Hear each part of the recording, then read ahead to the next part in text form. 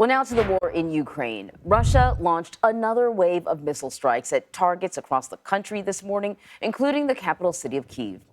Ukraine says that it destroyed 15 of the 18 missiles, and Kyiv did not take any direct hits. But 34 people, including 5 children, were reported to have been injured in Dnipro, in the region there, where 7 Russian missiles were shot down. CBS News senior foreign correspondent Charlie Daggett is following the latest from Ukraine. Charlie, good morning. Charlie, what more do we know about the latest round of Russian air attacks on Ukraine? Yeah, good morning, Anne-Marie. We are in Pavlograd, which is about 70 miles from the front line fighting, and in that Dnipro province where we were overnight. You can see some of the damage in this residential neighborhood, shrapnel scars along some of the buildings and homes. Whole buildings have been destroyed. The massive crater that it left behind, these are investigators that just arrived a few minutes ago. And I have to tell the story of the people who live here. There were air raid sirens overnight. We heard them ourselves in Dnipro. They had gone to a shelter in a sort of garage area here. And then around 2:30 in the morning, they wanted to get some sleep, so they moved into their house. About an hour later, that happened. Their garage, that's what's left of it. You can see the vehicle that's been damaged by it, too. So as you said, this is the second time in 3 nights that there have been Russian artillery strikes, missile strikes. This is thought to be one of a cruise missile that came into this neighborhood.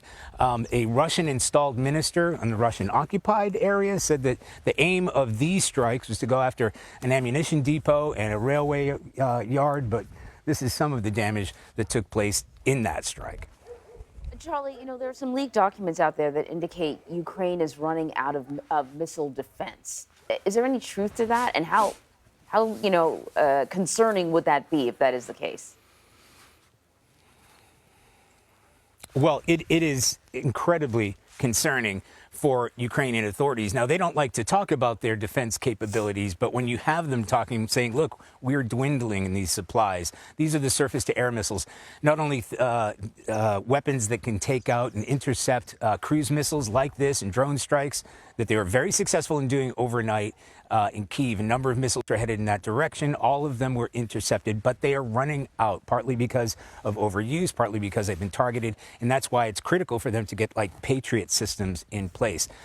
They're also concerned, and we corroborated this with a senior Ukrainian defense minister who said this is also about anti-air in terms of Russian aircraft and Russian air power. This, Ukrainian authorities believe, came from Russian bombers. So these are aerial cruise missiles that were fired into this region. It's exactly the kind of thing that they're trying to stop. And the supplies are dwindling critically, within the next couple of weeks. And of course, all this comes ahead of this Ukrainian counteroffensive that may be happening in the days and weeks ahead. So it is critical to provide air cover over Ukraine in the weeks and months ahead.